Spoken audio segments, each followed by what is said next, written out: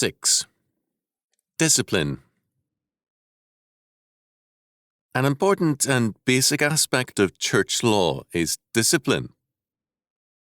It is also a very much misunderstood subject in church, school, and family life. To illustrate this misunderstanding, the case of a pious couple with an erring and seriously delinquent daughter can be cited. Complaining because of her behaviour, her unmarried and pregnant condition, and her contempt of their authority, the parents insisted that they had, quote, disciplined, end quote, her regularly.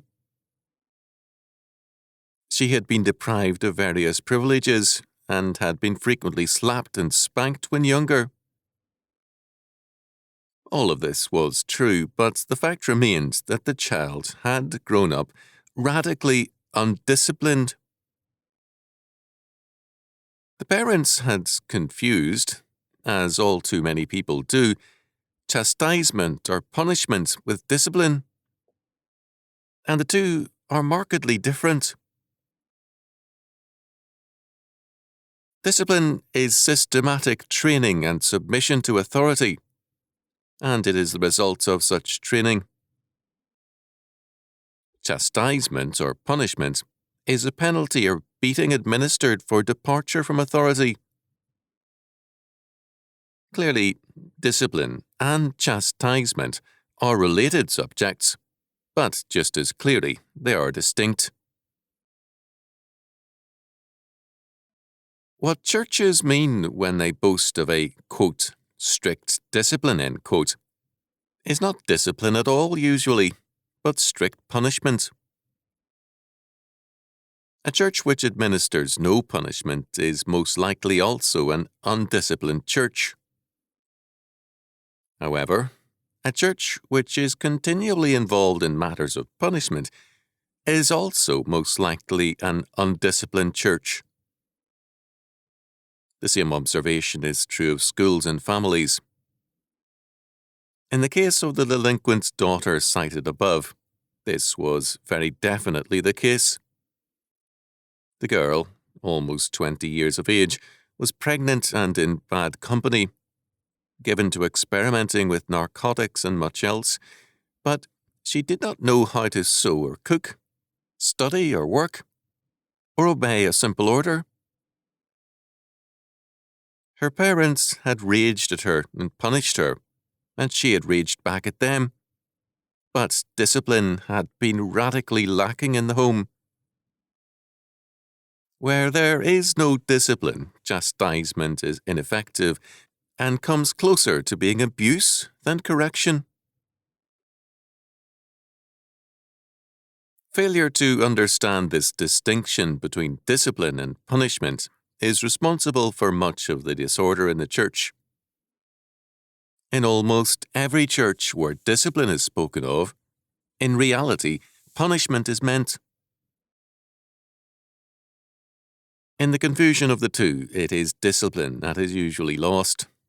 Thus, the Book of Discipline of the Orthodox Presbyterian Church is, typically, a book about judicial procedures for ascertaining and punishing sin and misconduct. Nothing is said about true discipline. The same is true in church after church. What is discipline, in essence? We have used the dictionary definition, that is, that discipline is systematic training and submission to authority, and the result of such training.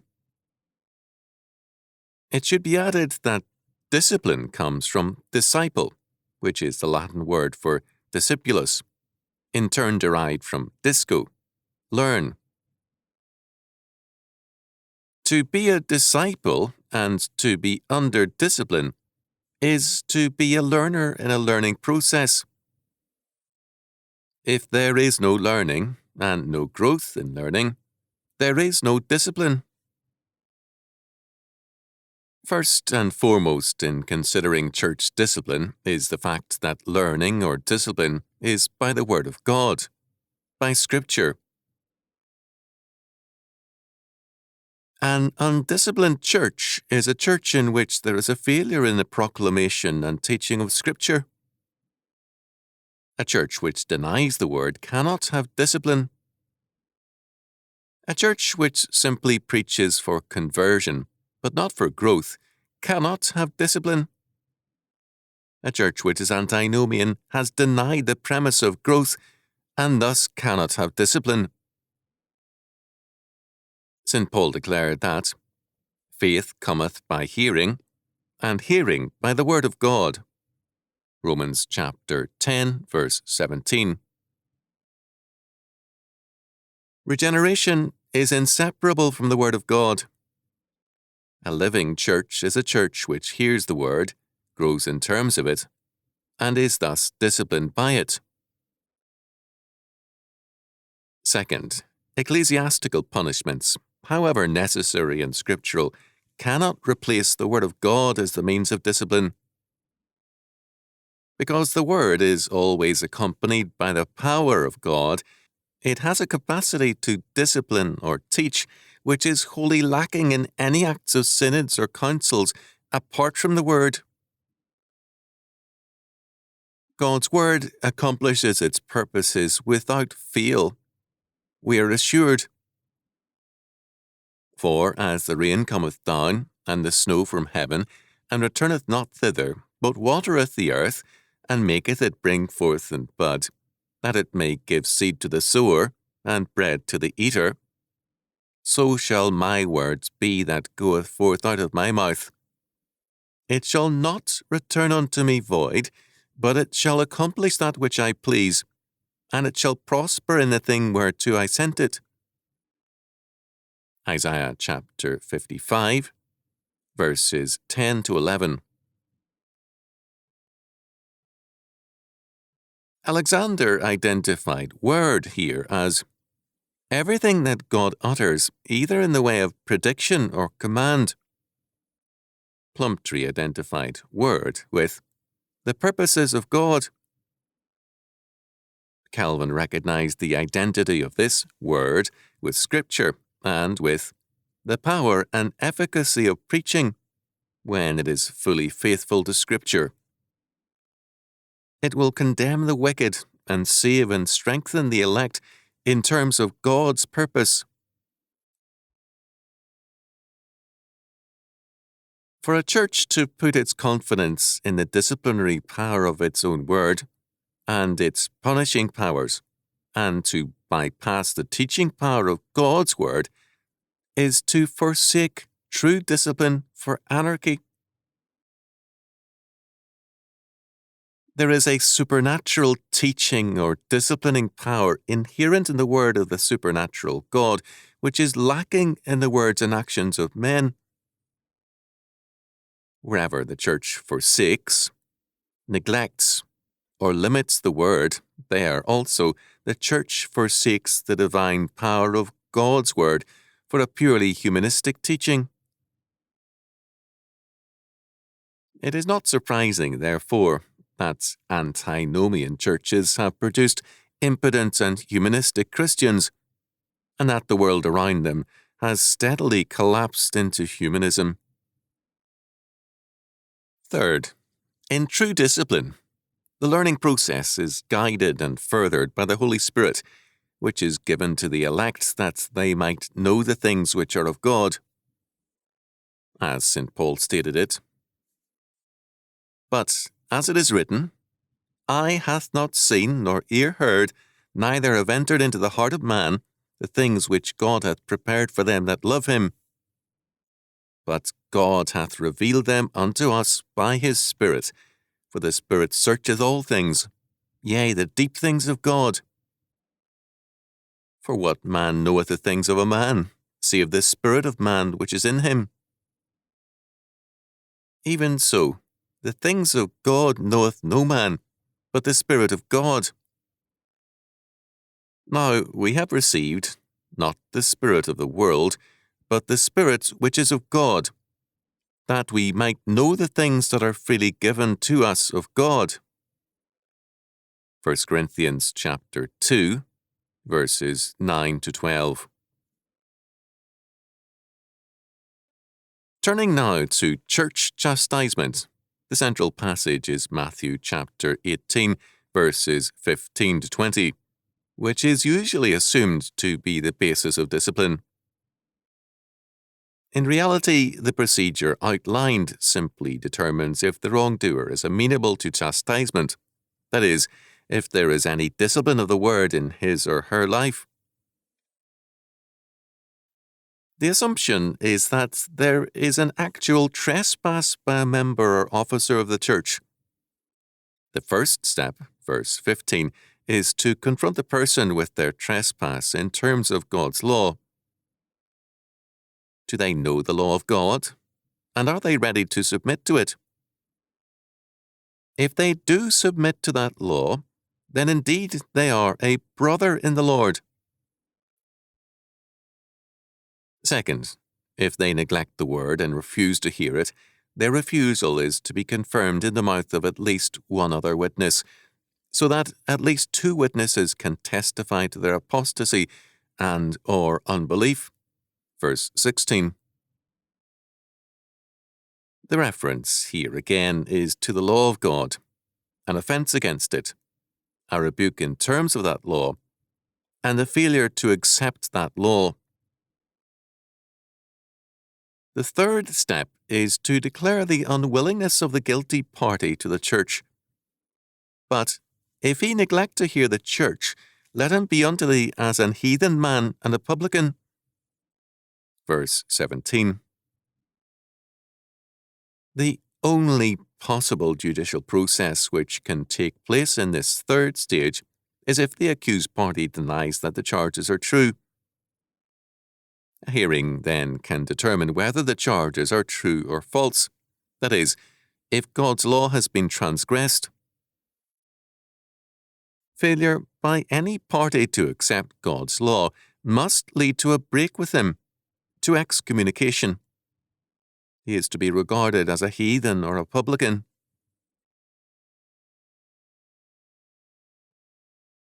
The premise and ground of the authority of the individual who confronts the guilty party, and of the church in its excommunicating power, is the law word of God. Were men bind on earth the consciences of men in faithfulness to that word, their actions are valid in heaven. Where in faithfulness to that word they forgive men on repentance and restitution, whom they loose on earth is loosed in heaven. Verses 18 and 19. This authority is ministerial, not legislative. That is, man is bound to God's word, not God to man's word. Where man acts in faithfulness to God's word, there he can fully expect God's supporting faithfulness. For, where two or three are gathered together in my name, there am I in the midst of them. Verse 20. The primary reference here is to the judicial acts of chastisement and forgiveness. But the reference is also general, so that whatever believers and churches do in faithfulness to the law word of God, they can then count on the presence and supporting and overruling power of the Lord himself. Matthew chapter 18, verses 15 to 20 refers to, and is based on, laws given in the Old Testament. Leviticus chapter 19, verse 17 requires the rebuke. Deuteronomy chapter 17, verse 6, and chapter 19, verse 15 require at least two witnesses. Christ restated this law, and the apostolic epistles repeatedly confirm it. Matthew chapter 5, verse 24, chapter 16, verse 19, Luke chapter 17, verse 3, John chapter 8, verse 17, chapter 20, verse 23, Romans chapter 16, verse 17, 1 Corinthians chapter 5, verses 4 to 5 and verse 9, 2 Corinthians chapter 13, verse 1, 2 Thessalonians chapter 3, verses 6 and 14, 1 Timothy chapter 5 verses 19 and 20, Hebrews chapter 10 verse 28, James chapter 5 verses 16 and 20, 1 Peter chapter 1 verse 16, 1 John chapter 3 verse 22, chapter 5 verse 14, 2 John verse 10. All these verses clearly confirm the full validity of the Old Testament laws. In James chapter 5 verse 16 and 1 John chapter 3 verse 22, chapter 5 verse 14, the relationship between obedience to the law and efficacious prayer is strongly stressed. Thus, there can be no true discipline in a church or in school and home unless there be also a full and faithful preaching of the law word of God. Antinomianism cannot produce discipline. It must be added, however, that even as discipline cannot be equated with chastisement, so neither can discipline be equated with order. Order of sorts can also be an outcome of stagnation and death. The graveyard is usually an orderly place, far more orderly than the best of cities, but this is hardly a commendable order for life. False order is as alien to discipline as disorder. The common expression, law and order, sums up the matter. True order is a product of true law. The discipline of God's law word is alone productive of true order. It should be added that there is an alternative in some cases to chastisement. This is separation. In Acts chapter 15 verses 36 to 41, we read of a serious disagreement between Paul and Barnabas.